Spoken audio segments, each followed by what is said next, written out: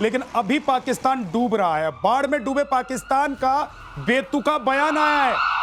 पाकिस्तान ने बाढ़ का जिम्मेदार भारत को बता दिया है। अब जहां पाकिस्तान को लगता है कि पाकिस्तान मर रहा है, कट रहा है, डूब रहा है, मिट रहा है, उन सभी चीजों के लिए वो भारत को जिम्मेदार बता देता है। शहबाज सरकार ने प्लानिंग मिनिस्टर, शहबाज सरकार में जो प्लानिंग मिनिस्टर है एहसान इकबाल, उन्होंने कहा है कि पाकिस्तान में बाढ़ के लिए भारत जिम्मेदार है। इकबाल ने कहा है कि भारत पानी को हथियार की तरह इस्तेमाल कर रहा है। लेकिन सच क्या है? सच ये है कि भारत ने अलर्ट दिया, नहीं तो लाखों पाकिस्तानी मारे जाते। एक बार नहीं, 4-4 बार अलर्ट भेजा कि बच सकते हो तो बच लो, क्योंकि पानी आ रहा है और ये तलवार की धार से कम नहीं है, गला रेतते हुए निकल जाएगा। और भारत ने बताया, भारत ने मैसेज दिया, अलर्ट दिया, इसलिए पाकिस्तानी बचे हैं। तो ये पाकिस्तान में तो पाकिस्तानी आवाम ये कह रही है कि भारत है तो जिंदा है, लेकिन हुक्मरान कह रहे हैं सिरा सर कि भैया इन्होंने ही मार दिया। पाकिस्तान कह रहा है, पाकिस्तान के हुक्मरान जो है वो कह रहे हैं कि पानी बम भेज दिया भारत। देखिए बहुत बुरी हालत। हाँ, अभी 700 लोग तो मारे जा चुके हैं, 1000 से भी ज्यादा घायल हैं। और पूरा इस बार क्या हुआ है, पूरा पंजाब और पूरा खैबर पख्तूनख्वा उन्होंने अभी बम उड़ाकर ये लगा के, एक्सप्लोसिव लगा करके एक बांध को तोड़ा है बचाने के लिए पंजाब। तो भारत ने तो इनको अलर्ट कर दिया। यदि भारत अलर्ट नहीं करता तो इनके सारे बांध टूटते जिसके ऊपर में उनको तोड़ना पड़ता, क्योंकि इतनी भयंकर हालत। तो ये कहना कि भारत तो इनको बचा दिया इनके, क्योंकि वहां के लोग हमारे दुश्मन नहीं हैं। जो 25 करोड़ पाकिस्तानी हैं उनके साथ हम हमदर्दी रखते हैं। वहाँ के जो हुक्मरान हैं, जो वहाँ के ये जिहादी एलिमेंट हैं, उनके लिए। मगर ये देखिए जो आपने कहा ना कि भारत ने, तो ये कहना है कि भारत ने भेज दिया। ये बारिश जो हो रही है, पूरी तबाही जो है, ये तो तबाही आपको अल्लाह से के ऊपर से आई है। और आपने जो किया है, यदि आपने कुछ किया होता, पूरा का पूरा जो ये सतलज जो रिवर है, जो रिवर लाइन है, उसमें 6 रिवर है, अभी तभी में केवल बाढ़ आई है। ऊपर में यदि आप देख लीजिए, इंडस जो हम सिंधु कहते हैं, यदि हम उसको चिनाब कहते हैं, जब हम झेलम कहते हैं, जब हम इसके नीचे रावी, सतलज, ब्यास, इसमें सब अभी पानी आने वाले बाकी हैं। भारत ने अभी रोक रखा है सतलज और रावी के ऊपर, यदि खोल दिया तो पूरा पाकिस्तान ही ढह जाएगा। इनके इरिगेशन मिनिस्टर की जो बात है ना, ये एक कंट्रोवर्शियल है। ये खुद ही कॉन्ट्रडिक्ट कर रहे हैं उसको। वो कह रहे हैं कि ईस्टर्न जो रिवर्स है हमारे, ये झेलम और रावी की बात कर रहे हैं, वहां कह रहे हैं कि ना क्लाइमेट चेंज हुआ इसलिए इस बार ज्यादा बारिश हुई है। तो वो खुद कह रहे हैं कि हमारे यहाँ खुद बारिश हो रही है, हम मर रहे हैं। और गिलगिट बाल्टिस्तान में ग्लेशियर पिघल रहा है, वहां फ्लडिंग हो रही है। और आपको ये भी मालूम हो कि कराची ना फ्लडिंग से परेशान है, कराची में फ्लडिंग हो रखी है। तो ये कौन करे? ये तो अल्लाह मियां की कृपा है आपके ऊपर, ये हम नहीं कर रहे। और हमने एक बांध खोला था, दूसरी बांध के लिए हमने मंगलवार को भी हमने आपको वार्निंग दी और बुधवार को भी वार्निंग दी हमने। दूसरे बार भी हम खोल रहे हैं। को तो पता ही है ना सर, भारत जब मारता है तो कहकर मारता है, पीठ में खंजर नहीं घोंपते हम तो सामने से अटैक करते हैं, प्रतिशोध अगर हमको लेना होता है। अगली खबर, नेटो एडवाइजरी कमेटी की तरफ से, जो नेटो के एडवाइजर हैं क्रिस्टल कॉल, उन्होंने बड़ा बयान दे दिया है। टैरिफ विवाद से दोनों देशों के संबंधों को बड़ा नुकसान हुआ है। यूएस भारत के संबंधों को बड़ा नुकसान हुआ है। भारत संग दोस्ती की 25 साल की मेहनत खत्म हो गई है। 2.5 दशक की कड़ी मेहनत से संबंध बने थे और संबंध अब खत्म हो गए हैं। कुल मिलाकर अगर देखें सिन्हा सर, तो इसका मतलब यह है कि ट्रंप उछल कूद मचा रहे हैं, बाबरी बयानबाजी कर रहे हैं और उनके देश को लोग पछता रहे हैं कि ये क्या हो गया। हमने जो 2.5 दशक मेहनत की थी, इतने बड़े मुल्क के साथ जो संबंध बनाया था भारत के साथ, जिससे पूरी दुनिया संबंध बनाना चाहती है, वो ट्रंप की वजह से खत्म हो रहा है। देखिए विद्या क्या है, जो क्रिस्टल कॉल की बात कर रहे हैं, पूरे एडवाइस इंक्लूडिंग जो मेगा उनकी पूरी की पूरी ये टीम है, वो भी कह रही है कि आपने क्या कर दिया। जो ट्रंप उछल रहे थे, tariff war, art of dealing, ये सारी के सारे, आज तो पूरा अमेरिका के अंदर में जो इनकी रेटिंग है वो कहाँ इतनी नीचे चली गई है, लोग खड़े हो गए।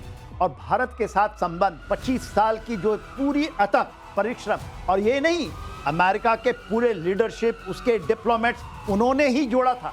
क्योंकि आपने तो हमारे पीठ में खंजर घोड़ा था 71 में, उसके बाद हमारी जो चीजें हुई और भारत को स्ट्रेटेजिक पार्टनर इन्होंने बनाया। मोस्ट फेवर्ड स्ट्रैटेजिक पार्टनर ही बोलते थे, भारत के साथ संबंध, उसको आपने एक झटके में तोड़ दिया। और क्या यही सोच रहे थे कि शायद उन्होंने कोई चालाकी कर रहे हैं, tariff war, he was thinking कि इंडिया विल कम।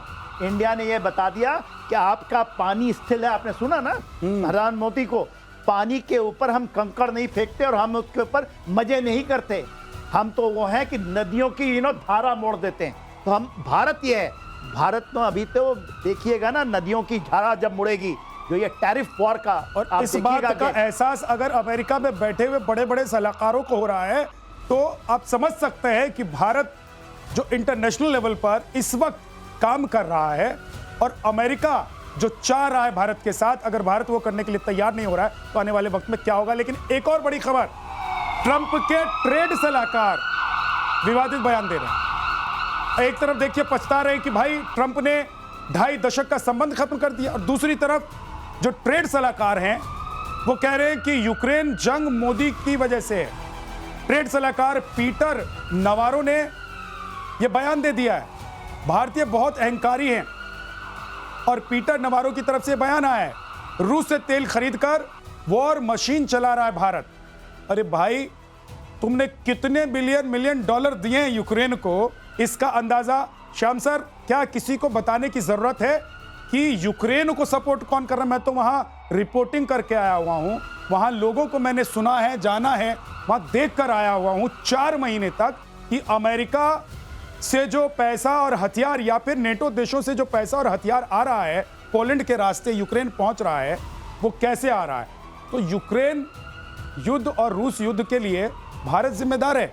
देखिए, ये मतलब क्या पगला गए हैं क्या ये लोग? भारत तो कई बार कह चुका है, आप कह रहे हो मोदी का युद्ध है। अरे भाई, हम तो कई बार कह चुके हैं आपको, हमारे मोदी जी कई बार कह चुके हैं आपको, ये युद्ध का समय ही नहीं है।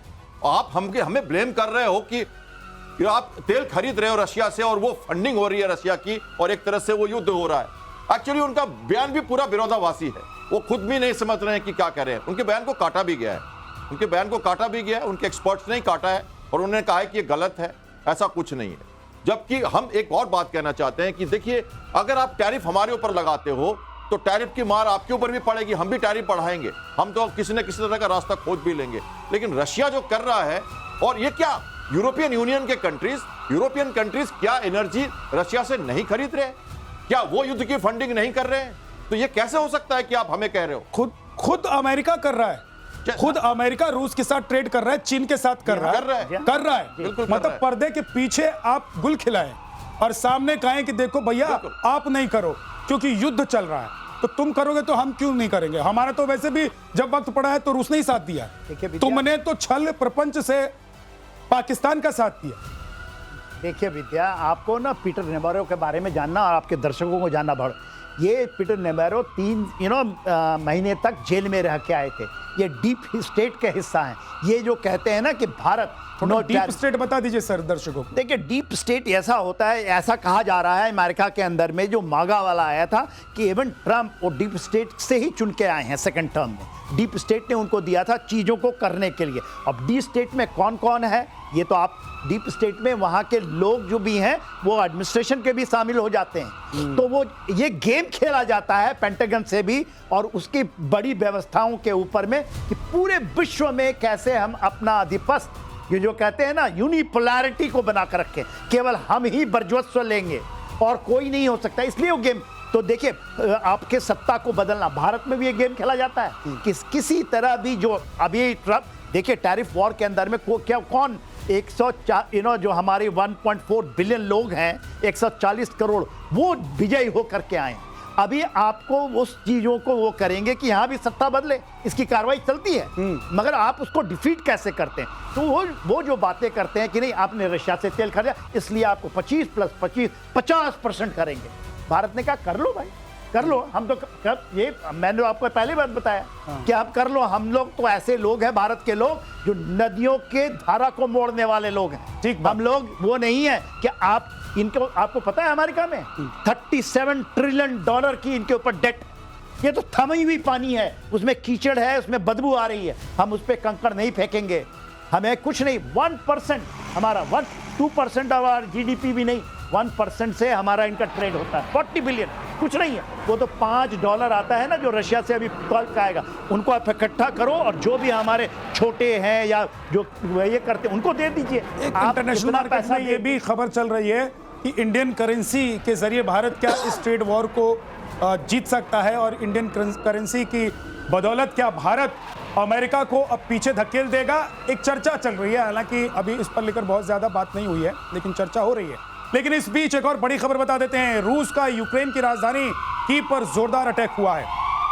रूस ने ड्रोन और मिसाइलों से हमला किया। यूरोपियन यूनियन के डेलीगेशन बिल्डिंग पर यह अटैक हुआ है। हमले में 14 लोगों की मौत हो गई है, 50 लोग घायल हो गए हैं। ये बड़ा हमला इसलिए है क्योंकि कीव में उस जगह हमला किया गया है यूरोपियन यूनियन के डेलीगेशन बिल्डिंग पर। और मैं तो यहाँ गया हुआ हूँ, मुझे पता है ये बहुत ही सेंसिटिव इलाका माना जाता है। यानी कि यहाँ पर हमेशा आप देखेंगे कि जो सेफ्टी मेजर्स हैं उसको तैनात रखा जाता है। मैं इसके पास ही रुका हुआ था जब मैं कीव में था। तो ये जो बड़ा हमला है रूस की तरफ से, ये क्या एक नया मोड़ इस पूरे युद्ध को दे सकता है सिरा सर? एब्सोल्युटली। देखिए कहाँ हुआ है, आपने तो यूरोपियन यूनियन के उसके ऊपर, इसके अलावा ब्रिटिश काउंसिल जो उनकी है ना, उसके ऊपर हमला हुआ है। इसके पहले अमेरिका का वहाँ था रोमानिया के साथ के इलाके में जो उनकी थी, वहाँ पर ड्रोन फैक्ट्री बनाते थे, उस पर हमला किया। तो रशिया जो अभी हमला कर रहा है और खास करके कीव के ऊपर में 600 ग्राउंड 2 ड्रोन आए हैं। उसके बाद उनकी किंजल मिसाइल है जो Su-57 है वो लेकर उड़ा था। अभी तो ये चीज़ शुरू हुई है, आप देखिएगा आर्सेनिक का भी यहाँ पर हमला आएगा। तो ये जो फेस चल रहा है, ये तो आपको कीव की वही हालत होगी जो आपने गाजा के अंदर में देखा है, जो बिल्डिंगों की हालत हुई ऐसे ही है। और ये कैपेबल है। अभी तो ये शुरू हुई। कोई कहता था ना कि हम क्यों रशिया इतना दिन तक इनको छोड़ रखा है, क्यों नहीं 7 दिन में खत्म कर देता है।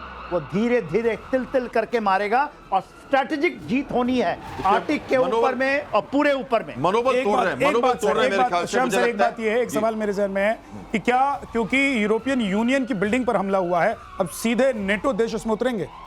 देखिए अभी ऐसी कोई स्थिति नहीं बनती है, क्योंकि देखिए ये एक 7 से 8 बिल्डिंग पे उन्होंने कई जगहों पे अटैक किया है और सभी ऐसे जगह थे जो रेसिडेंशियल कॉम्प्लेक्सेस थे और उन्होंने बेसिकली मनोबल तोड़ने का काम किया है। और जेलेंस्की कह रहे हैं कि ये बैलिस्टिक बातें कर रहे हैं, टेबल पे आना नहीं चाहते। तो इसलिए कह रहे हैं क्योंकि वो रशिया का कहना है कि तुम्हारी नाटो की आहट हटानी है, तो वो वहां जहां पर पिंच करते हैं, जहां पर ज्यादा सब पिंच हो। और एक तरह से अब देखिए रिहायशी इलाकों पर अटैक किया उन्होंने, तो कई लोग तो गुहार लगाएंगे इसके ऊपर। और देखिए यूके ने रशिया के एम्बेसडर को तलब किया है। For more of such videos, do like, share and subscribe to ET Now Swadesh.